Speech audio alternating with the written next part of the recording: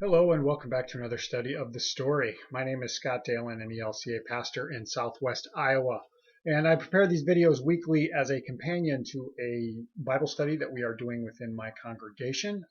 It is following something called The Story, sort of looks like that in its first iteration. The story is a condensed biblical narrative put together a few years back by a guy named Randy Frazee. Takes the overarching narrative that goes all the way through the Bible from Genesis all the way through Revelation, and kind of brings it down and fills in some of the gaps with some summaries, kind of recaps things of that nature, but mostly just kind of tells the narrative more in like novel form is kind of the way it's put together, so that the reader can engage and get a better understanding of kind of what's been going on throughout the history.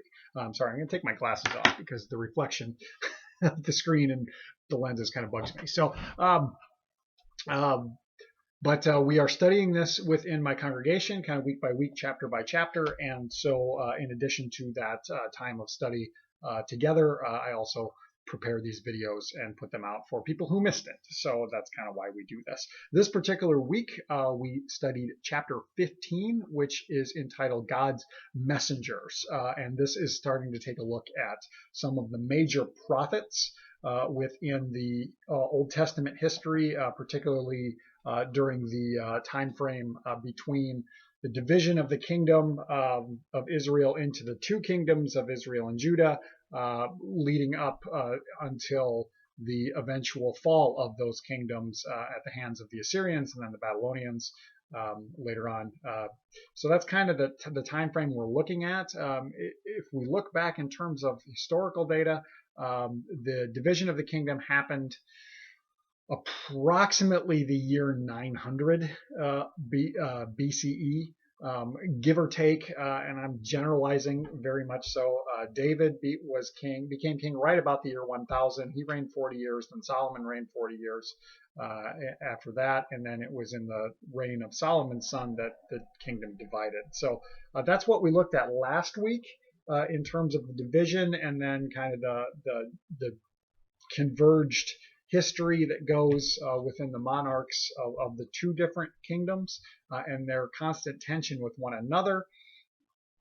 That's kind of what we looked at last week. Now, chapter 15 now picks up right about that same time period where chapter 14 left off, but King Ahab is the ruler of Israel at that time. Now he was the seventh king of the divided kingdom, and he begins his reign approximately 57 years after the division. We get that just from the time listed for each consecutive king ahead of him, and how long they reigned. Now, Ahab was king in Israel for 22 years, so he had a pretty lengthy reign. And he was married to Jezebel. So perhaps you've heard of Ahab and Jezebel. They were definitely the power couple within the region at that time, but they were also very much anti-God or anti-Lord. So Ahab is remembered, and this is quoting scripture, for doing more evil in the sight of the Lord than all who came before him. Now they worshipped many different gods, a group of which are called the Baals or the Baals. It's pronounced, people will pronounce it a lot of different ways, but it's spelled B-A'-A-L. So the Baal. And sometimes Baal sounds like a singular god. Other times it sounds like it's a group of gods. Either way, foreign pagan god. And then Asherah is another one that they worshipped as well. And they led the people of Israel to that as well. Now, throughout the history, and I think I've talked about this before, throughout the history of the kings, the expectation of God is that they will shepherd the people, they will guide the people, and that they will guide the people to God and to proper worship of God. More often than not, that's not what happens through this period of history, eventually leading to God removing his favor from the people, which is why the Assyrians and the Babylonians kind of come in and lay waste to them in the long run. But this is kind of aiming that direction, but we're not quite to that point yet. We're getting close, but we're not quite to that point. As I mentioned earlier, this chapter really features the prophets who served God oftentimes speaking out against the kings. The kings were usually their intended uh, uh, target, I guess, for lack of a better word. The word of the Lord comes to them to speak out against those who God has entrusted to lead the people and who are failing at that task. So, needless to say, this made those prophets pretty unpopular most of the time because if you speak out against the ruling party, chances are you're either going to end up dead or you're going to be on the run. And we see that with these guys. Now, the main two that we hear about in this chapter are Elijah, and then his successor Elisha. This is another one of those situations where their names are very, very similar, and because of that, it's very easy to get them mixed up. We actually had that happen a couple times in our discussion last night, where we're thinking about one, but we get the name wrong, and it's like, wait, which one are we talking about? But Elijah came first, and then Elisha became his follower, became his disciple. We actually hear about that in the chapter. And then eventually, when Elijah is taken up into heaven in a flaming, glorious chariot, one of only two people to be taken up into heaven alive. Actually, three if we consider that Jesus, after his resurrection, also ascended back into heaven alive. But one of only a couple of people in the Old Testament where that this happens to. But it's really the story of those two. And then at the tail end of the chapter, we switch into some prophetic writings by two of the minor prophets. There are 12 books of the Old Testament that are considered the minor prophets, and simply because they're short. We have their writings, but there's not a lot to them. Most of them are just a few chapters long, as compared to like Isaiah and Jeremiah, which are long books with a lot of action and a lot of prophetic writing. So that's kind of what we see. And those two guys, Hosea and Amos, are the two. They both were active approximately the year 750 BC, so shortly before the Assyrians come in and take over Israel, and that, if memory serves me, it was about 722 BCE. So their prophecies were active during that time, and that was the direction that their prophecies pointed. Hosea was let's see. Hosea was actually from Israel, whereas Amos was from Judah in the south, a simple farmer, and yet they both they were the ones that God chose to speak out in that direction. Okay, all that being said, that was a lot of introduction. Most of this chapter, as I mentioned, Elijah and Elisha, their stories are covered between 1 Kings chapter 17, which is where we first hear of Elijah. And he continues on through into 2 Kings chapter 2. We've already overlapped with Elisha by that point, and his story continues through chapter 13 of 2 Kings. So they've got about the back half of 1 Kings and about the majority of 2 Kings. 2 Kings is a little bit shorter than 1 Kings, but so that's where their stories are found within the Old Testament. So a lot of things we talked about in terms of both of these guys.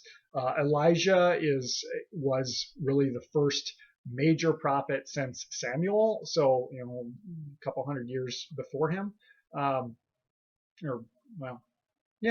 couple hundred years before him, and we hear that Elijah is active, and as I mentioned before, speaking out against King Ahab and Queen Jezebel, and because of that, he is on the run. And initially, God, as our chapter opens, God tells him to go out into the desert, where he finds this little brook of water, and God says that I will provide food for you. The birds will bring you food, and morning and night ravens bring him food to eat. And he's out there for a couple of years, so it's a pretty lengthy amount of time. And we've heard something like this before, when God provides food for the people in the wilderness in a supernatural means. It kind of sounds like the manna in the desert. But the reason that he's off there is that God is removing his favor from Israel. And God tells Elijah to go announce to Ahab that there will be no rain. There will be a famine in the land because there will be no rain until I say so. And this lasts for several years. Well, Elijah's on the run for a while, or hiding out.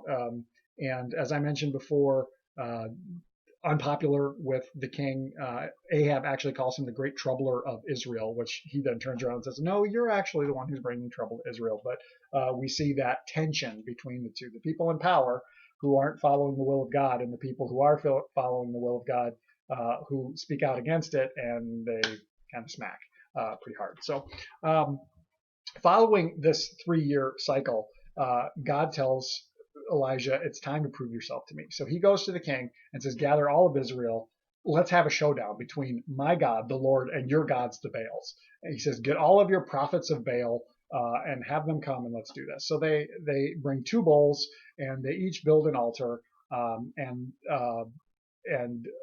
Elijah says, basically, let us pray to our God.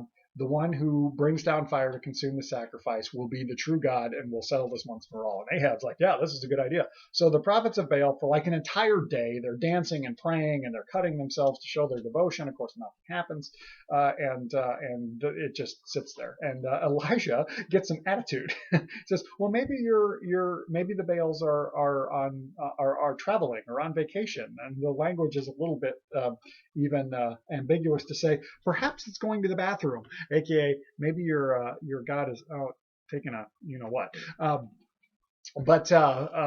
So Elijah definitely gets kind of snarky, and then he says, okay, not only so your gods have done nothing. He says, so I've got this sacrifice here, the wood's upon it. He says, take all this water, dump water on it. They do that. He says, dump water on it again. Dump water on it again, to the point where the wood is soaked, the altar is soaked. He's dug a trench around it, the trench is filled with water, and he prays, and boom, instantly fire comes from heaven and consumes all of it. And the people are like, oh, the Lord is God. Let's turn back to him. And with that, Ahab doesn't lose his power, but he definitely gets egg on his face.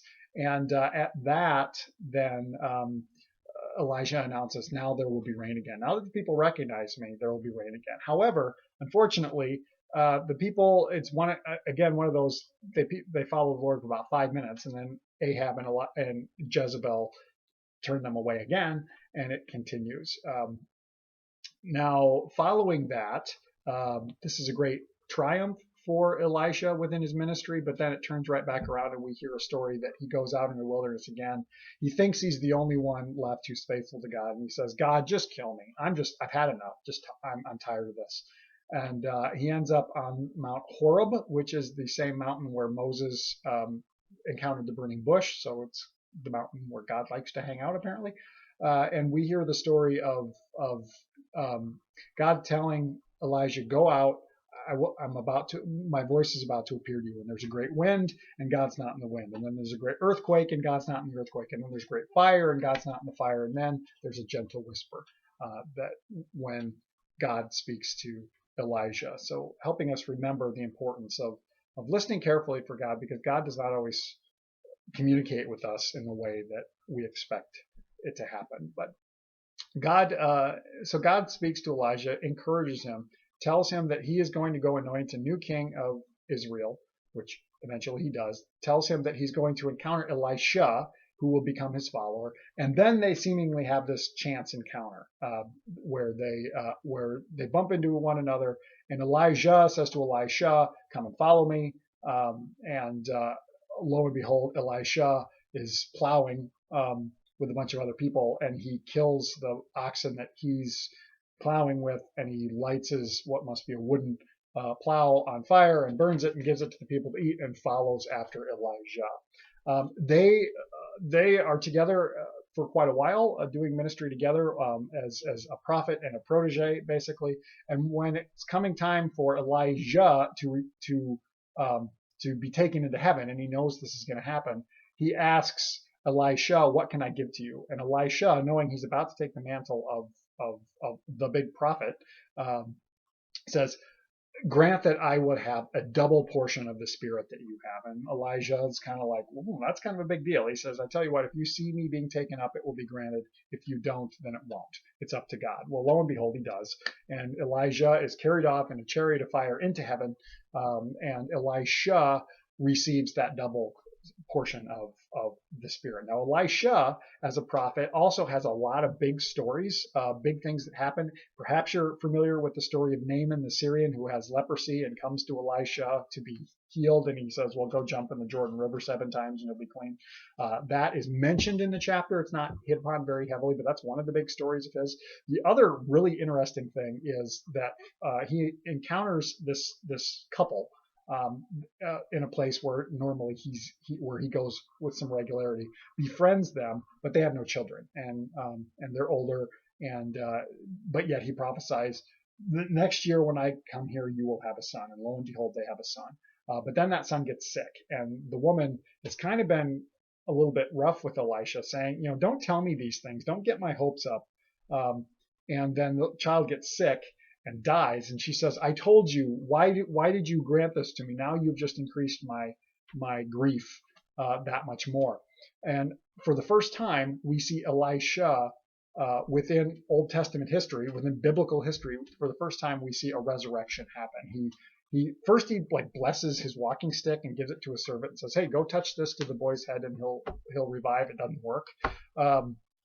For whatever reason, but Elisha goes and he lays on top of the boy, and we hear that his body heat transfers over to the boy, and the boy he grows warm again and comes back to life. So for the first time, we see the power of God through a person exercising power over death. Now, does it work perfectly? No.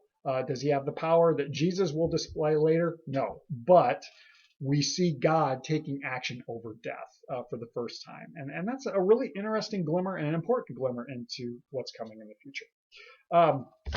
Eventually, Elisha also dies after continuing to butt heads with Jezebel and Ahab for quite a while. But eventually he dies.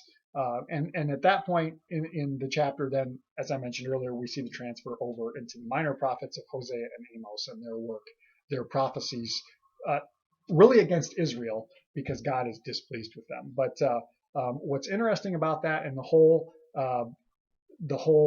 exile and captivity that's coming up next week is that God is using it for a teaching moment.